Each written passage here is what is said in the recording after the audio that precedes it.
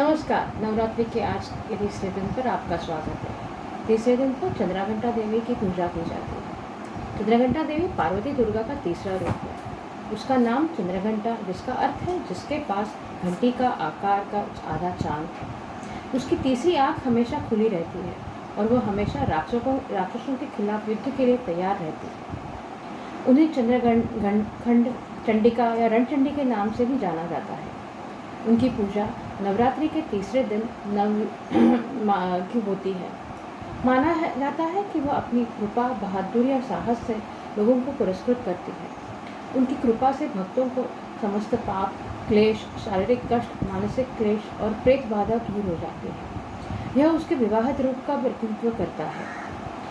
शिव महापुराण के अनुसार चंद्रघंटा चंद्रशेखर के रूप में भगवान शिव की शक्ति है। शिव के प्रत्येक पहलू शक्ति के साथ है, इसीलिए वह अर्धनारीश्वर भी कहलाती है।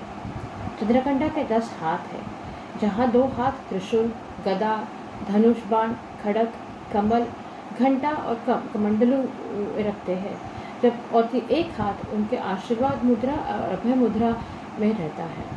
वह अपने वाहन के रूप में एक बाघ या शेर पर सवार होती है, जो बहादुरी और साहस का प्रतिनिधित्व करती है।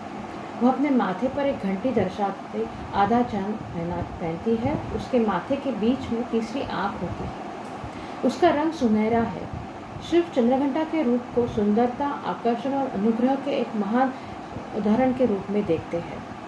चंद्रघंटा अपने वाहन के रूप में एक बाघ या शेर की सवारी करती है।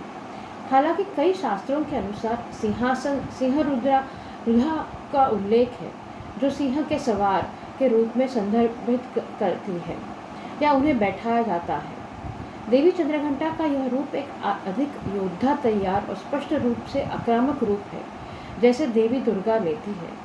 हालांकि विभिन्न हथियारों से सुशोभित होने के बावजूद वह समान रूप से देखभाल करने वाली, परोपकारी और अपने भक्तों के लिए मातृगुणों के प्रतिनिधित्व करती है।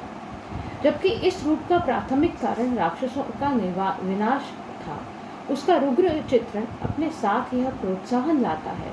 उसकी प्रार्थना करने से निडरता मिलती है। वह अन्यथा शांति का बहुत अवतार भी है। जो भक्त चंद्रघंटा की पूजा करते हैं, उनमें दिव्य वैभव की आभा विकसित होती है। चंद्रघंटा दुष्टों का नाश करने के लिए तैयार है, लेकिन अपने भक्तों के लिए वह एक दयालु माँ, जो शांति और समृद्धि का बौछार करती है।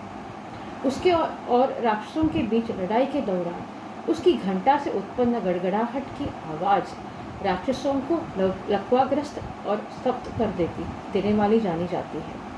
वह हमेशा लड़ने के लिए तैयार रहती है, जो अपने भक्तों के दुश्मनों को नष्ट करने की उनकी उत्सुकता को दर्शाती, ताकि वह शांति और समृद्धि में रह सके। उनका निवास मणिपुर चक्र में है।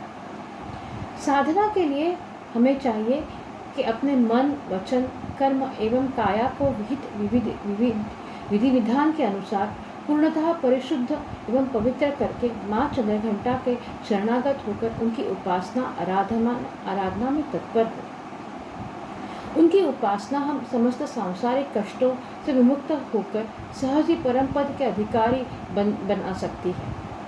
हमें निरंतर उनके पवित्र विग्रह को ध्यान में रखते हुए साधना की ओर अग्रसर होने का प्रयत्न करना चाहिए। उनका ध्यान हमारे इहलोक और परलोक दोनों के लिए परम कल्याणकारी और सदंधति देने वाला है। हमें सर्वसाधारण के लिए आराधना योग्य यह श्लोक सरल और स्पष्ट है। पिंडज प्रवारूढ़ा चंडकोपास्त्र केवृता प्रसादम तनुते मह्यम चंद्र घंटेष्टि विश्रुता। माँ चंद्रघंटा को नारंगी रंग प्रिय है।